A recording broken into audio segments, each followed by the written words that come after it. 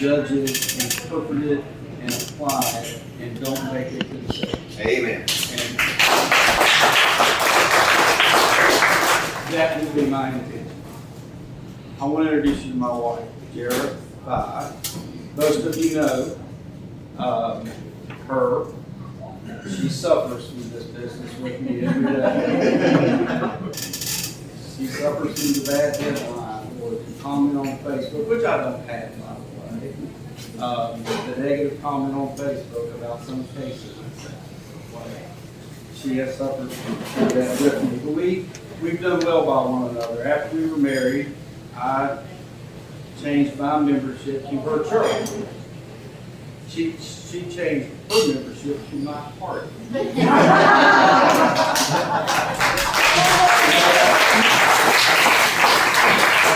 both have worked well. So, thank you all very much. I'm going to be formulating a committee soon, people that I trust and I know who will be with me through this. There are some of you in the room I may be calling on if you're willing to help me with that. But otherwise, I'll defer to the rest of the program, and thank you for the time this evening. I very appreciate it.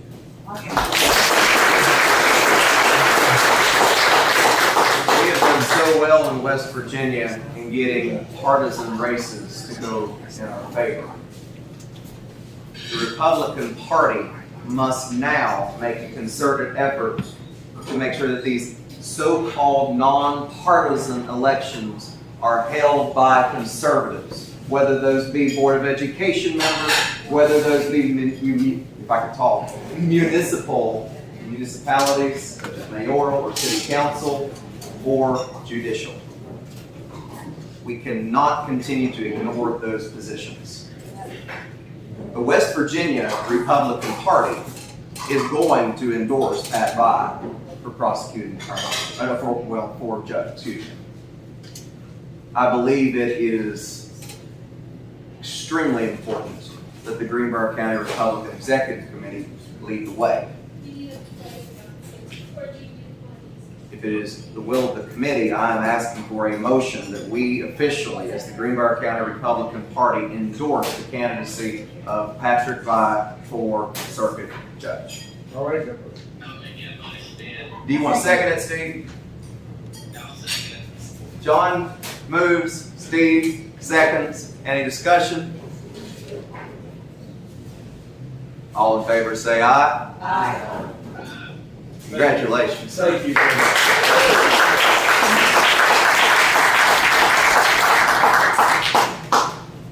Well, on that note, Joe Manchin's not running for U.S. Senate next year. And I would like to say it's all because he got scared by the Say No to Joe dinner in Greenbrier County, West Virginia. The only drawback to this is we just got a bunch of bumper stickers that say No to Joe, and it has Manchin's face on it. But it has Biden's face on it too, so we'll just snip off the Manchin part and we'll be fine. It's just going to be a smaller bumper sticker now. A little smaller bumper sticker now. He could very well run for president. One to go. I think somebody texted me that earlier today. One more show to go. So that is a very exciting time for our party. He was the last one. He was the last one. He's too scared to even run. That is the West Virginia Republican Party that we have built. That is exciting. So, the only drawback is we will probably be getting a little less national money now. That's okay. That is okay. I want to give a minute, because I found this really fascinating in terms of news of a little socialist state that we have going on here locally. Joel Duffett is a business owner here in Ronsford. Owns Neighborly Pest Control. And he was informed of some very harrowing news by the Ronsford City Council this past week. I want to give you a minute to discuss that. I'm going to ask Martha to come up there with me, and she'll start it, and I'll get in there if anything she doesn't cover.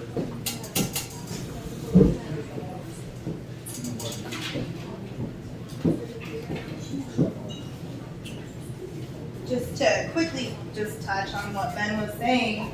The smaller elections matter, and the city councils, it's important. And we even, if you don't know us, we moved from Nevada here a few years ago. We moved our business, our family.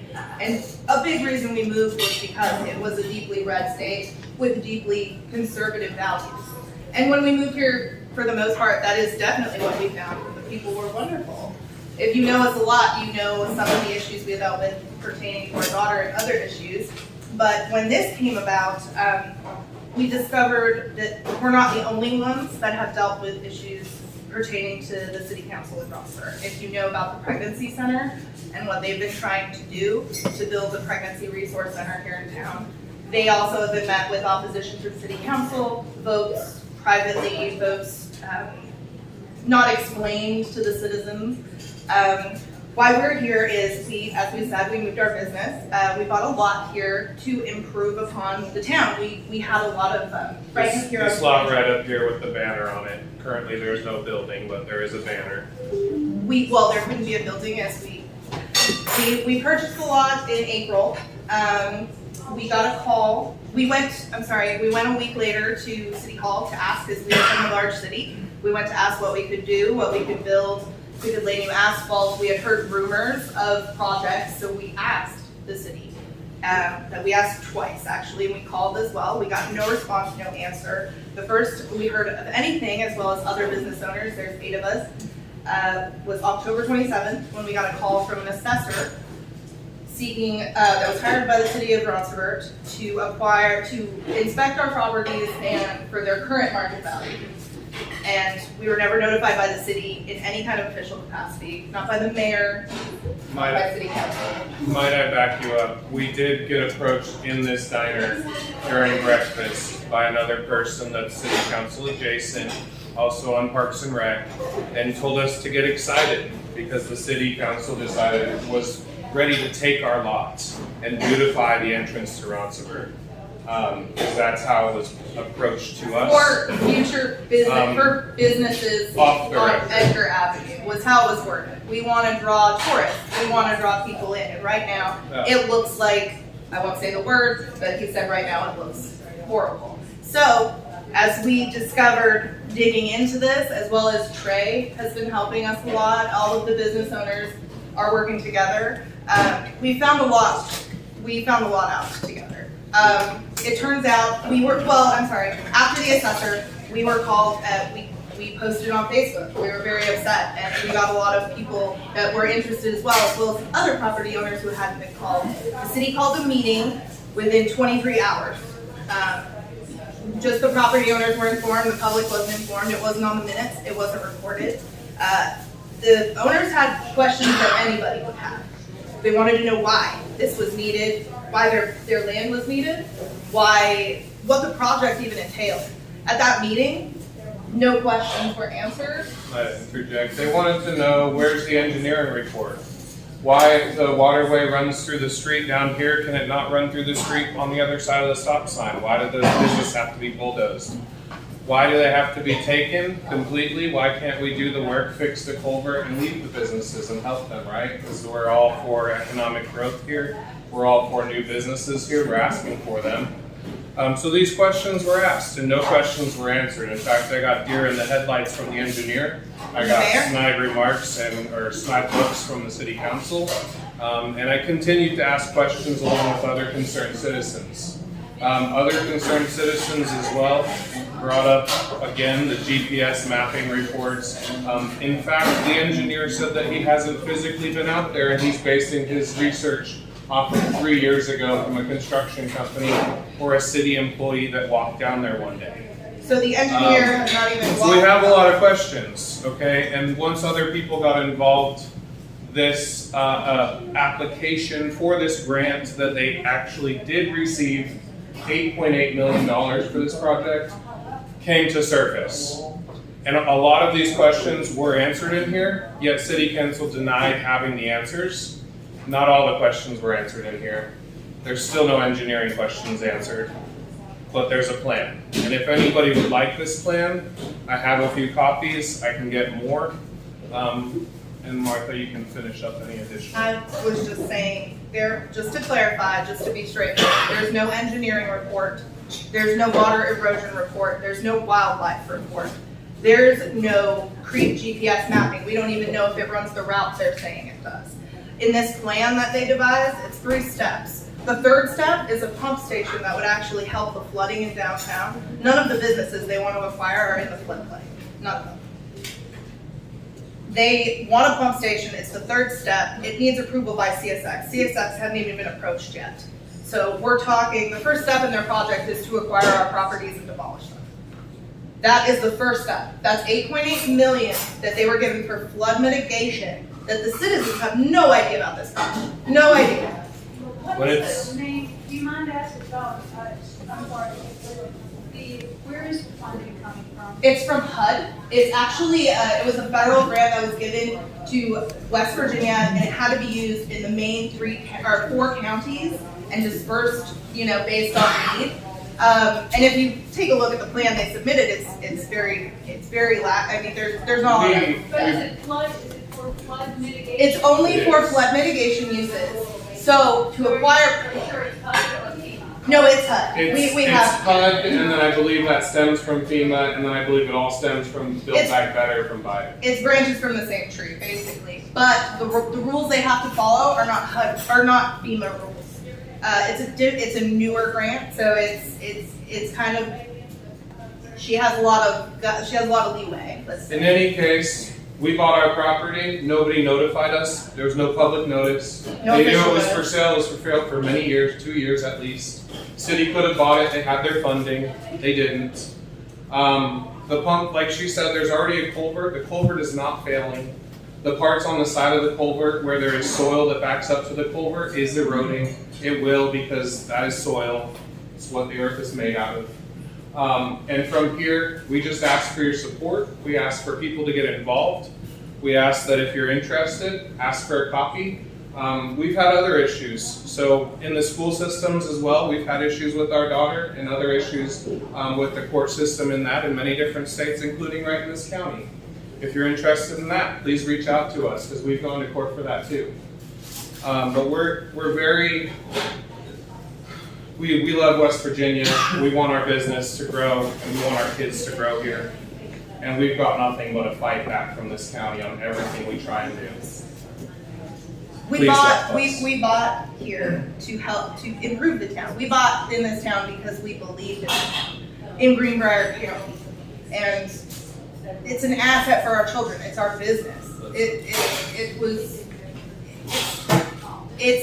I say to everybody, imagine going home and being comfortable and getting a call from the city just saying, we're gonna come take your land and we're gonna offer you what we think it's worth and deal with that. And the last thing I'll add is, again, all these businesses were established, all these businesses on Edgar Avenue, it mentions in this plan to pave the way for traffic to Edgar Avenue, to pave the way for Edgar Avenue. It's mentioned to make sure 5 Edgar times. Avenue doesn't flood, okay? That has nothing to do with our businesses, okay? And the Edgar Avenue businesses are all newer than newer than the businesses on this side, as well as after this plan was submitted. And they all know each other. The biggest point is this. Once again, we don't start paying attention to municipalities and what's happening in Bronzeford City Council, what's happening in Lewisburg City Council. We don't start getting candidates to run for those specific offices to institute change, to be able to have better communication to its citizens, to have conservative values. If we don't start doing that, then we're going to lose the battle all over again, because guess what? It's a domino effect. What we allow happen in the cities, then hits the counties, then hits the state, and it goes to where we have in the United States of America. That's the problem.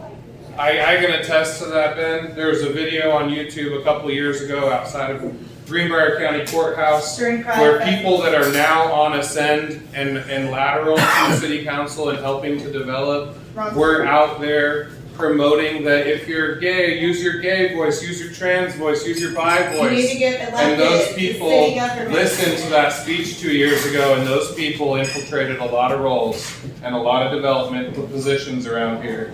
And it's on YouTube. You can find it. If you can't find it, you can ask us. We can show you. The same person said that anybody But who like voted for Ben Trump said, we're 2 years behind. We got to get out there, guys. Gotta get out there. Yeah. Thank you. Thank you.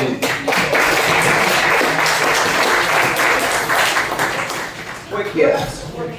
We have Christmas parades coming up. I believe that the one, let me see, Rain Elk is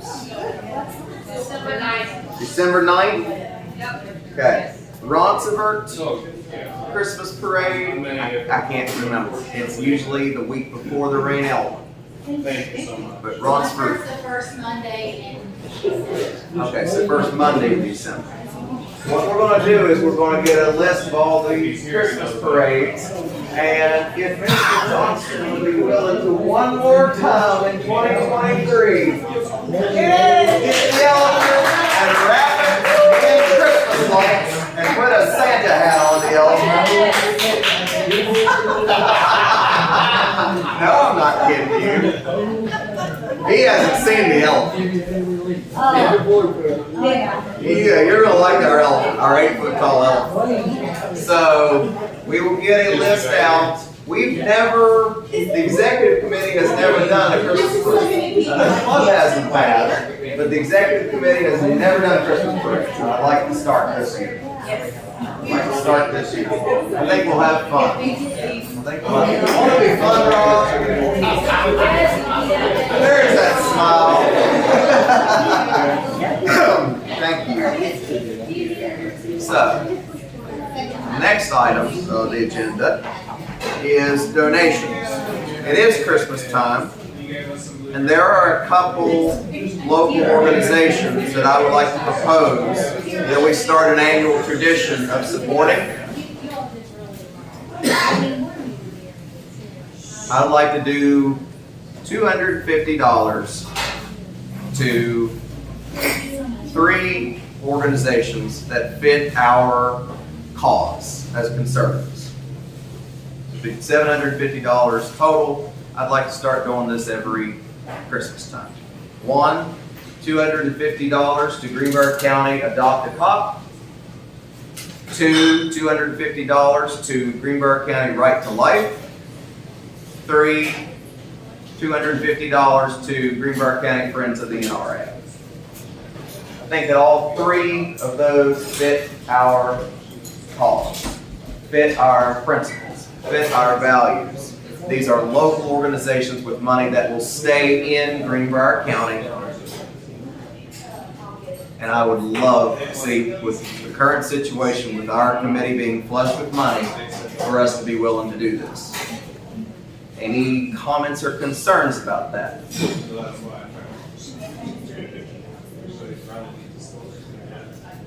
Okay. Do I hear a motion to that effect? I'll make a motion we do that. Linda makes a motion, we do that. Debbie seconds. Veronica thirds. Any discussion? Hearing none, all in favor say aye. All opposed. All right. I think it is incumbent upon this organization to start branching out and helping those organizations as they continue to grow and have a larger impact on this county and this region.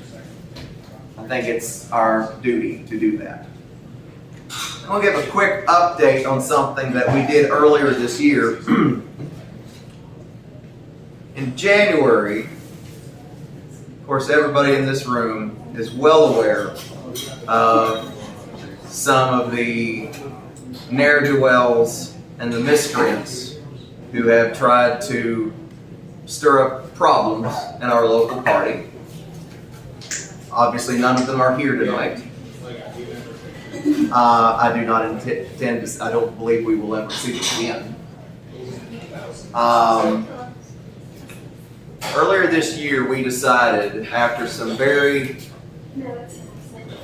stark allegations were leveled against this committee, to just self-report ourselves and hand all of our books over to the West Virginia Secretary of State's office.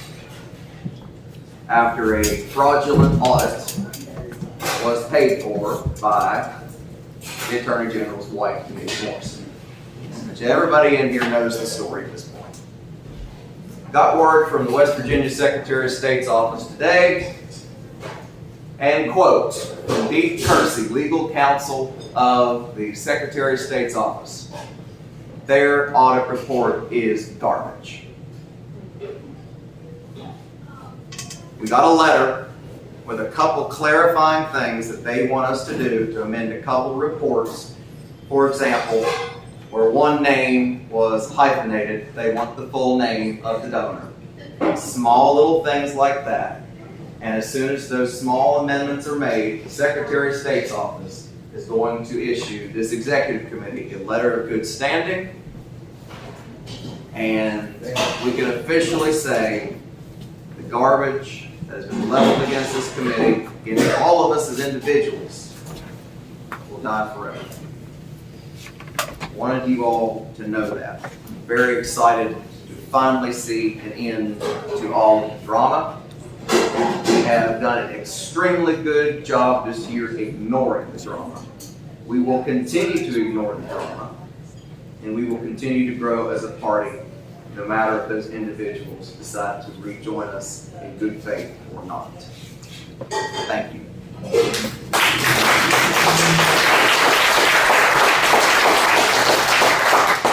Additionally, and this does not have to do with the young lady from WAY here tonight. We love you. We're glad you're here. We're glad you're here.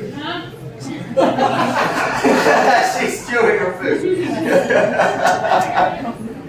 So, I want to bring up this topic of selection of media videographers at meetings. We have had an issue this year where an individual who owns a salacious online blog has been coming into our executive committee meetings with a professional videography equipment. We, as the executive committee, have the right to issue media credentials, which we always will for WAY. But for online blogs that are only meant to disparage our committee and what we are trying to do, I believe that we need to be very firm on that. And we can't allow that going forward. Right. And I really don't care if I name a name tonight. I'd like to hear a motion going forward that this executive committee formally bans Thomas Perkins from videographing executive committee meetings and publishing them online. Do I hear a motion to that effect? Veronica moves. Is there a second? Debbie seconds. Any discussion? All in favor say aye. Aye. Thank you. Membership cards. We've talked about it for a while. We need to get it done. I need a volunteer that would be willing to just take this responsibility. Ooh, I saw that hand go up. Would you be willing to be in charge of the design, and I'll work with you, of membership cards for our executive committee associate members? He nodded. Gabriel Bishop.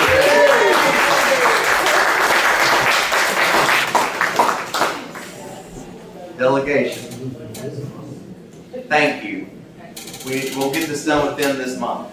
Okay? I'll get with you. Okay. Also, newsletter implementation. There are several, we've been wanting to do this for some time, but I need someone that would be willing to volunteer to help us as the executive committee create a newsletter for our associate members. It's not that difficult to create one. This would just be emailed out to our associate members, not a physical newsletter, it's an online newsletter. That would include articles from our elected officials, that would include news from our local executive committee, photo compilations, things like that. But we need somebody. that would be willing to make that their job, their responsibility.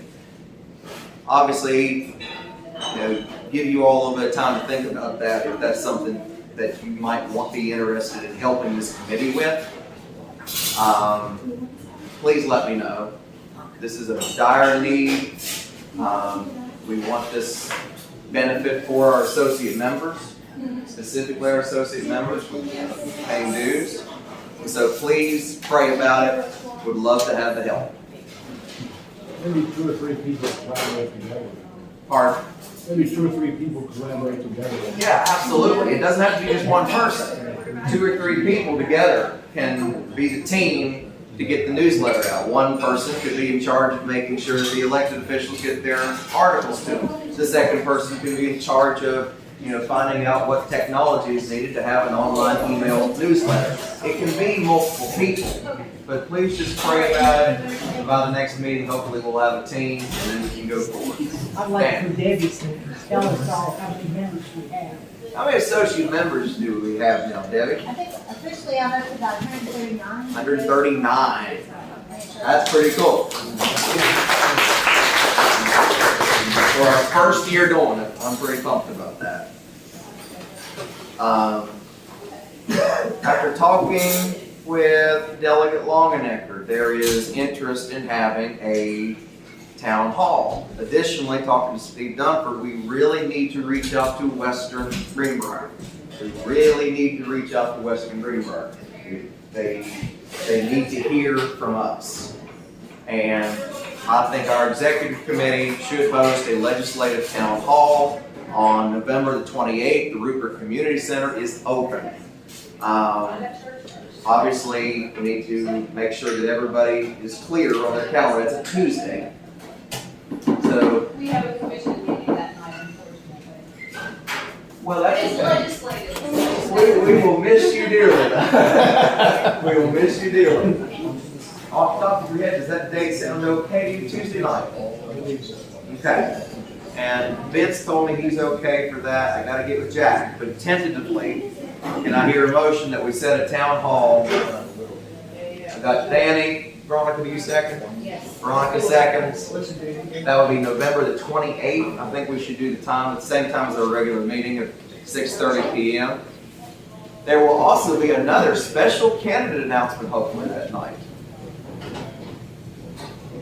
All in favor say aye. All opposed? Thank you. Finally, I know it's getting late, but I did want to open the floor before we go home and talk about what happened Tuesday night. Republicans got thumped nationally. That was a really hard night to watch. I was told by someone in Kentucky that I'm very close with, that's pretty high up in the state party, that said that their Republican governor candidate's team, not necessarily the candidate, but his team, did everything they possibly could to keep their candidate away from Donald Trump. And guess what?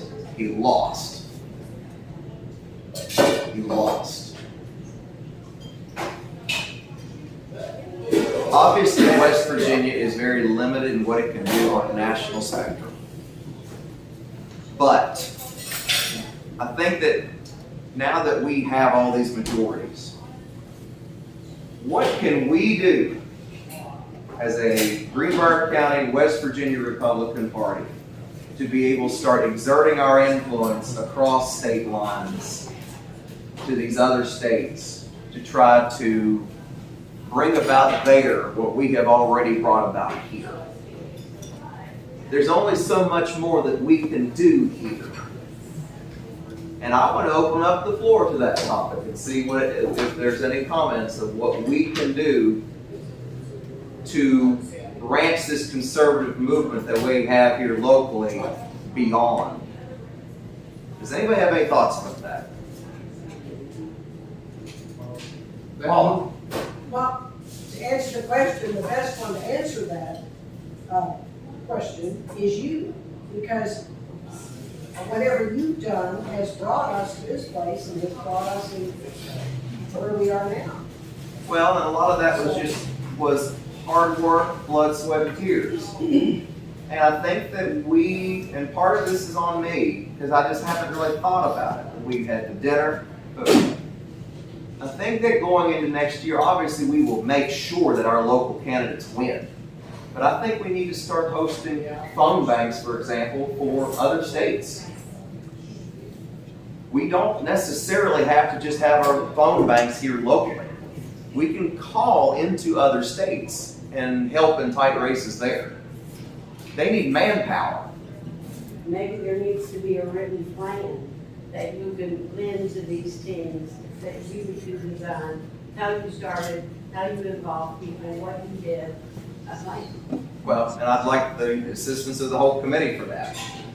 Because it clearly worked here, because this was a Democrat county no more than 6-7 years ago. You had a lot of young people involved. A lot of young people involved too. I think that's key.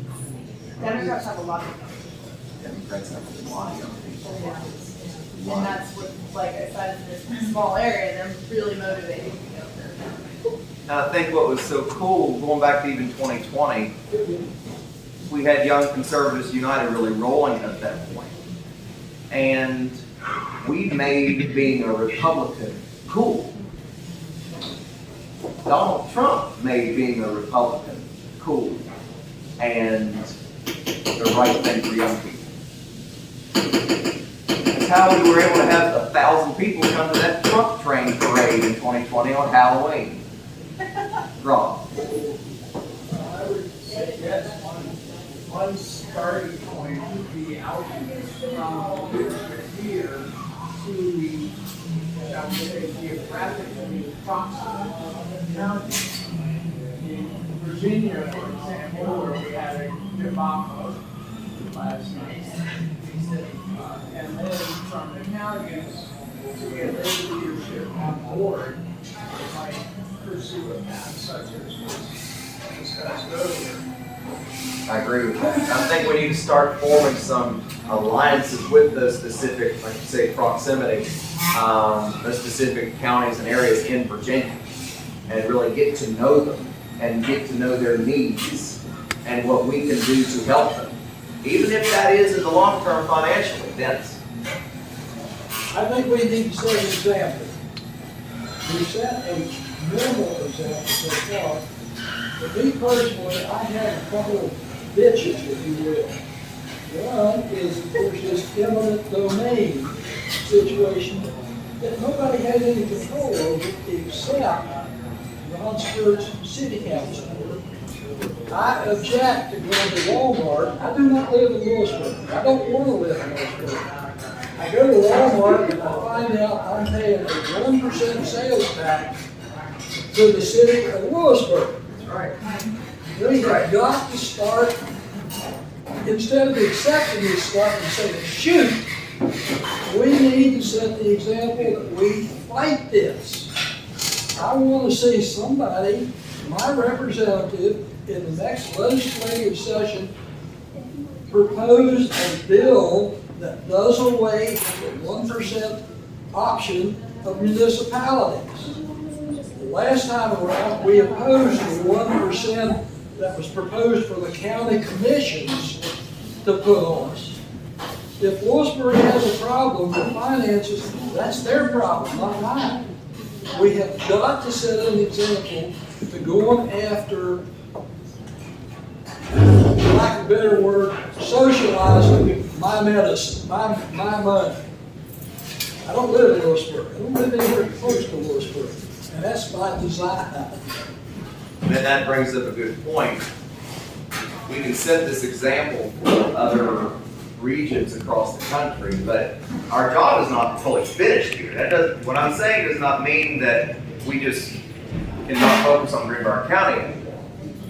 The job is not done, because as we were saying tonight, as we're seeing, whether it be judicial, whether it be the fact that we're going to have 2 open Board of Education seats next year, whether that has to do with the municipalities, we have to focus on that granular level now.